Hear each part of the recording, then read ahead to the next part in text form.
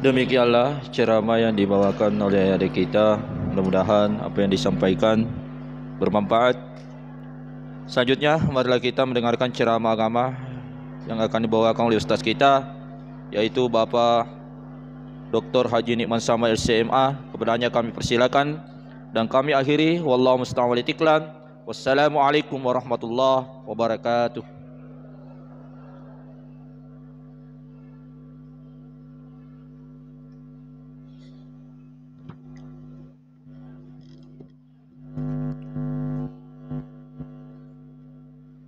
Bismillahirrahmanirrahim. Assalamualaikum warahmatullahi wabarakatuh.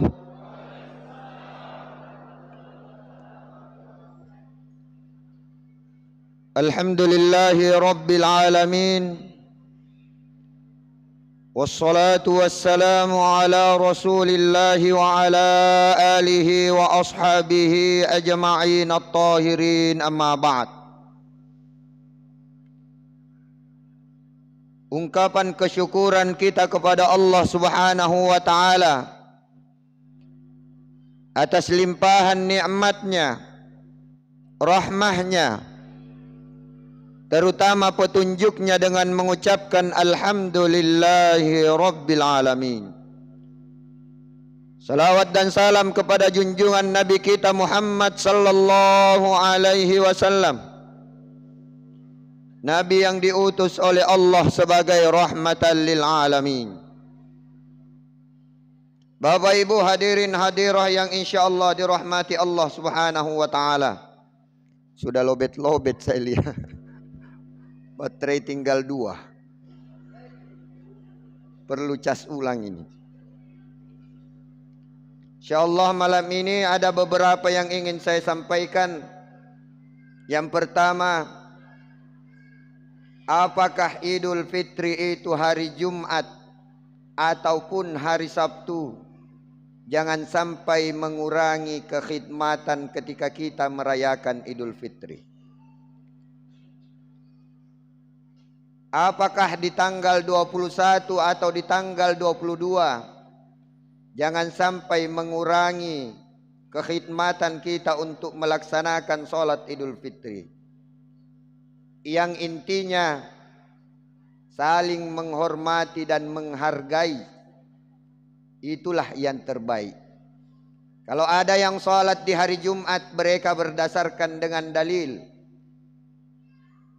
Dan tidak salah juga kalau kita mengikuti apa yang disampaikan oleh ulil amri kita ataupun yang disampaikan oleh pemerintah, tanpa mengurangi kekhidmatan Idul Fitri kita.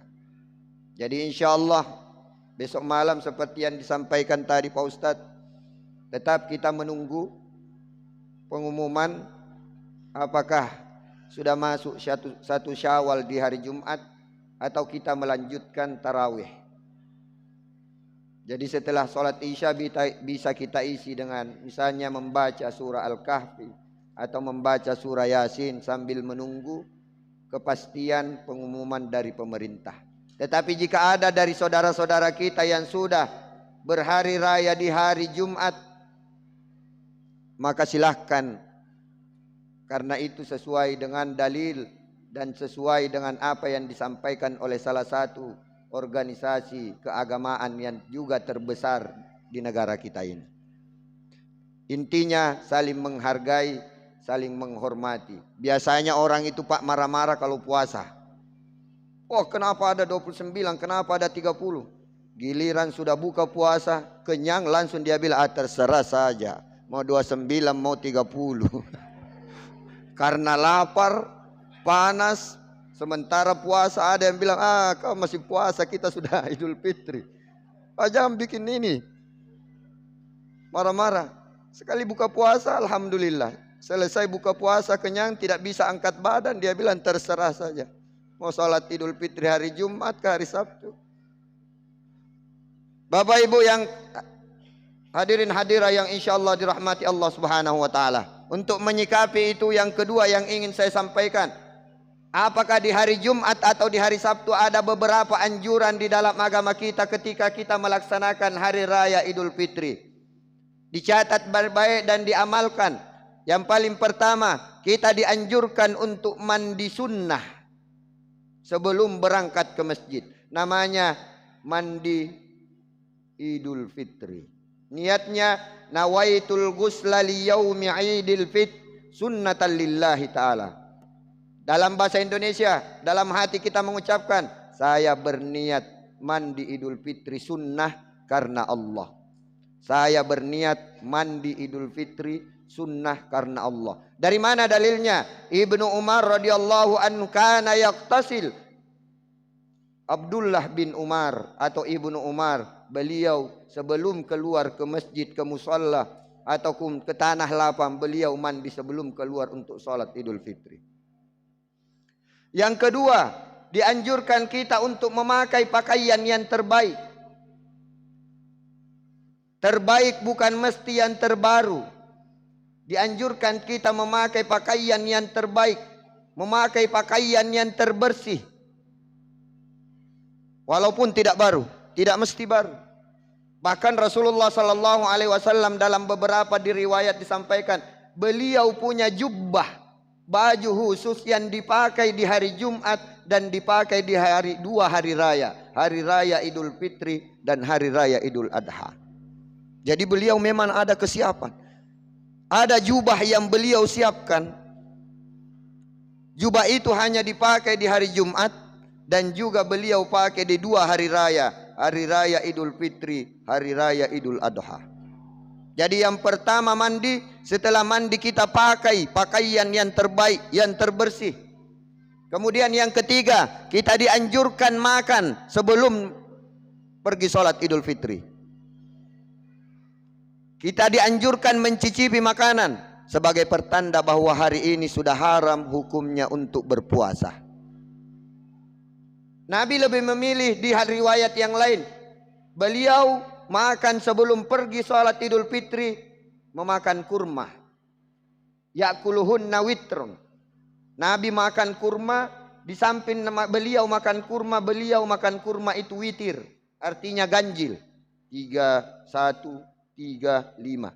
Sebelum beliau berangkat ke masjid. Yang jelas terisi perut, ataupun kita sudah menyampaikan bahwa hari ini tidak lagi berpuasa, haram hukumnya pada hari itu berpuasa.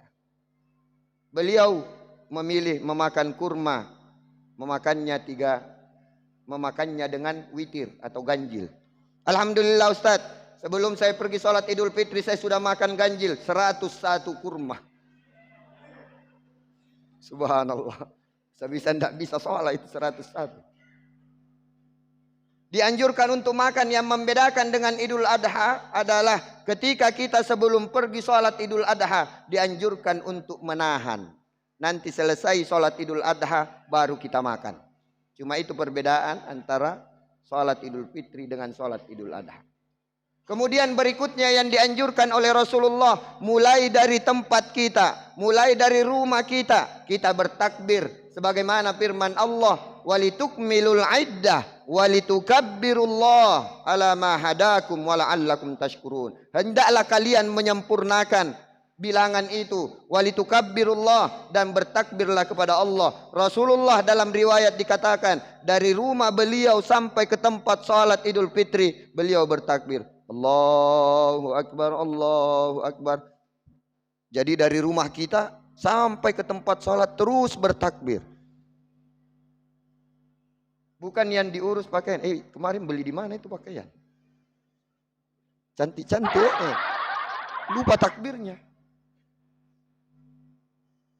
Berikutnya yang kita dianjurkan adalah ketika kita dari satu rumah ada 2 jalan menuju ke masjid.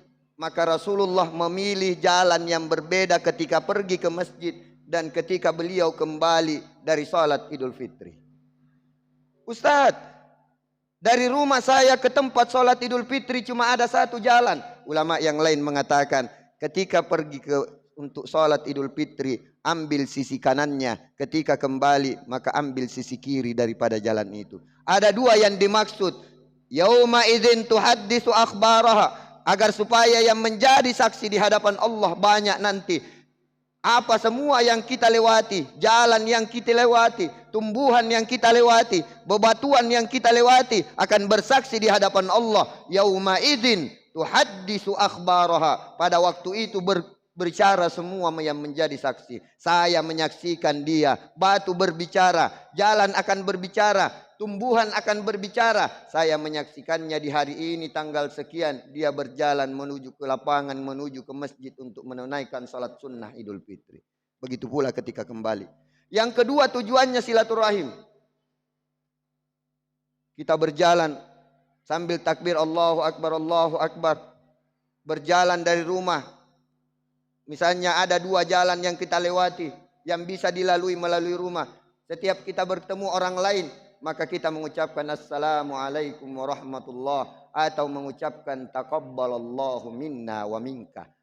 Inilah yang keenam yang dianjurkan ketika Idul Fitri atau di hari raya. Sahabat-sahabat Rasulullah ketika mereka bertemu saling mendoakan. Itu yang dianjurkan. Di samping bersalaman, ada baiknya kita saling mendoakan. Taqabbalallahu minna wa minka. Biasanya kita taqabbalallahu minna wa minkum.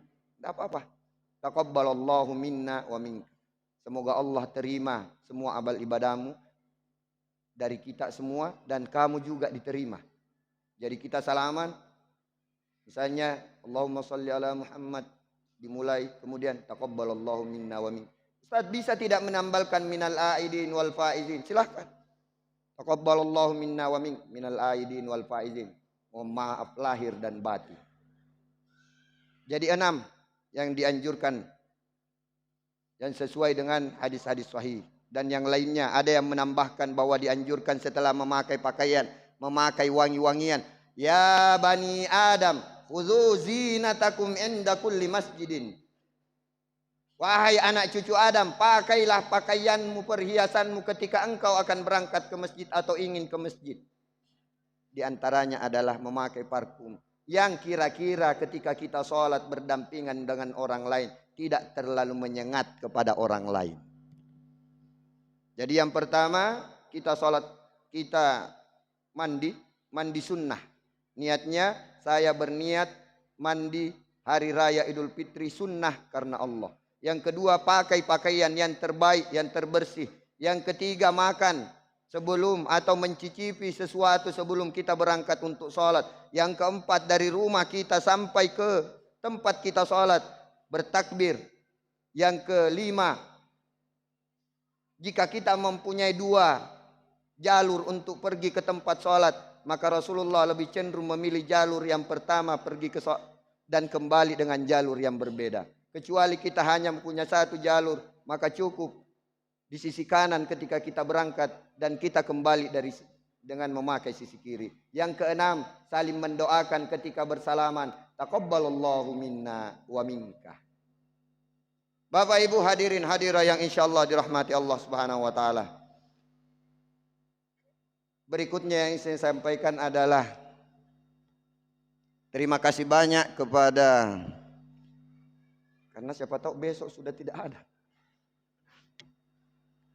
kepada seluruh jamaah Masjid Babus Salam Kompas Kalibobo. Dulu saya kira itu kompas apa, semacam pengukur arah. Ternyata kompleks pasar. Baru saya tahu setelah 10 hari di tempat ini. Saya baca di depan kompas. Oh, ini kompas pengukur arah. Ternyata kompleks pasar. Masjid Babus Salam Kalibobo, khususnya kepada semua pengurus, Pak Ketua, semua jajaran pengurus, atas undangannya dan amanahnya kepada kami, mempercayakan untuk baik memimpin sholat, baik menyampaikan ceramah, khususnya di pengajian subuh kita banyak mengambil waktu, kadang kita sampai 50 menit. Saya memohon maaf yang sebesar-besarnya. Yang berikutnya, jadi terima kasih banyak atas undangannya, amanahnya, dan kepada Pak Imam, terima kasih banyak sudah memberi amanah ke saya. Jadi beliau di awal-awal sempat bisik ke saya, selama Ustadz di sini pimpin sholat terus. Siap Pak Imam. Insyaallah. Terima kasih banyak atas kepercayaannya kepada Pak Ustadz, Ibu Ustadz juga yang menemani saya sahur, bersantap sahur dan buka puasa. Sehingga saya tidak sendiri sahur. Saya sahur bareng Pak Ustadz. Dan semua jamaah, terima kasih banyak. Mohon maaf yang sebesar-besarnya jika ketika saya memimpin sholat ada kekurangan, baik suara saya misalnya kurang merdu atau kurang besar, mohon dimaafkan. Ataupun ketika saya menyampaikan tausiah ataupun kajian di subuh, ada ungkapan kata-kata saya yang kurang berkenan di hati, walaupun tangan kita tidak sempat bersalaman satu persatu, biarlah hati kita yang bersalaman dan saling memaafkan. Sekali lagi, walaupun tangan kita tidak sempat bersalaman untuk silaturahim, biarlah hati kita yang saling memaafkan. Jadi saya memohon maaf yang sebesar-besarnya dan terima kasih banyak. Dengan semua fasilitas, saya buktikan saja satu. Saya ketika sampai lihat di tempat saya itu lengkap. Saking lengkapnya saya disiapkan sabun mandi 6. Jadi saya pikir pas lihat sabun mandi, sepertinya pengurus saya suruh mandi saya 5 kali dalam sehari. Ini candaan ini. Masya Allah. Semua serba lengkap. Pakai AC, dispenser dan seterusnya. Terima kasih banyak.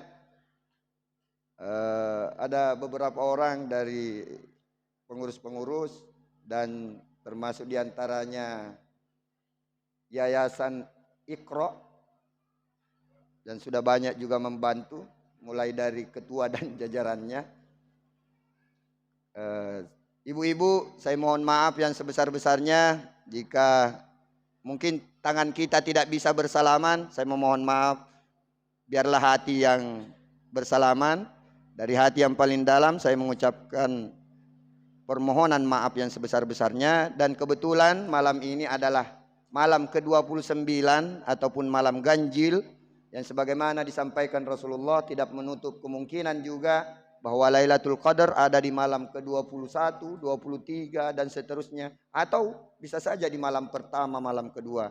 Tetapi seperti yang disampaikan oleh Rasulullah bahwa berjaga-jagalah di malam ganjil di 10 malam terakhir di bulan Ramadan, termasuk malam ini. Bisa saja kita bersama-sama berdoa semoga Allah masih memperkenankan kita untuk bertemu dengan Ramadan di tahun-tahun berikutnya. Amin. Semoga Allah setelah bulan